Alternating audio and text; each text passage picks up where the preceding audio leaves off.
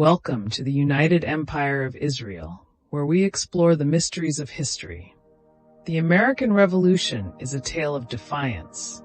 Colonists tired of British rule tossed tea into the harbor and founded a new nation.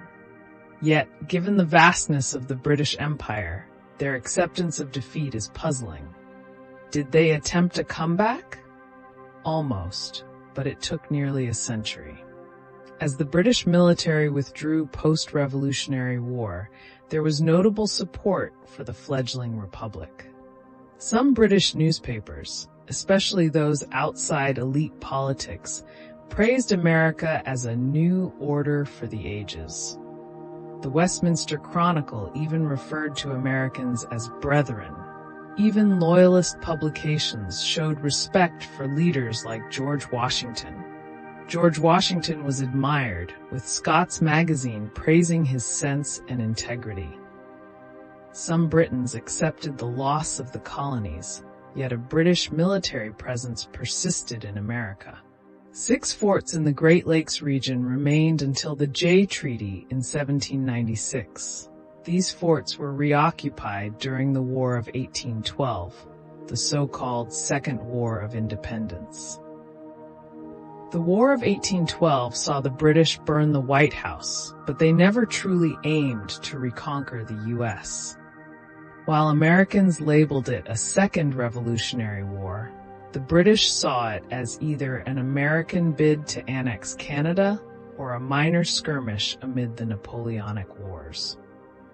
Without their conflict with France, the war might not have occurred. The War of 1812 partly erupted due to the British practice of impressment, forcing sailors into their navy.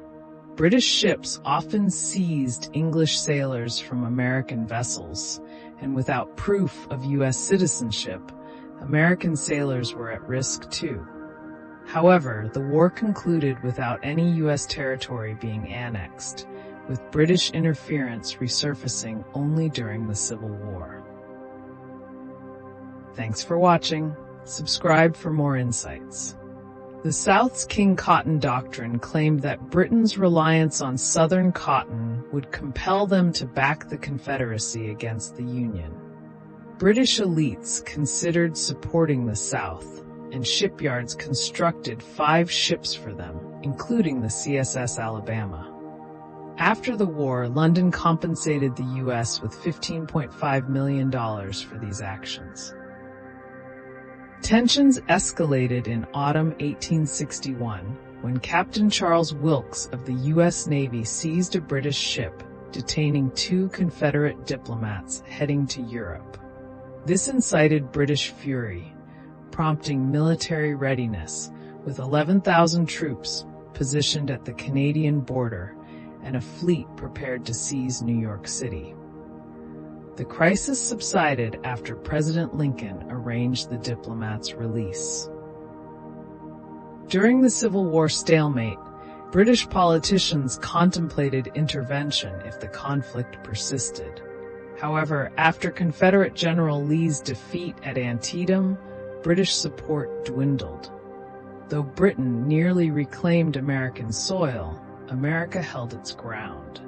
In the late 1920s, War Plan Red emerged among U.S. military leaders, outlining strategies for a potential conflict with the UK, including invading and annexing Canada. Although Britain didn't seriously attempt to retake the U.S., relations haven't always been smooth.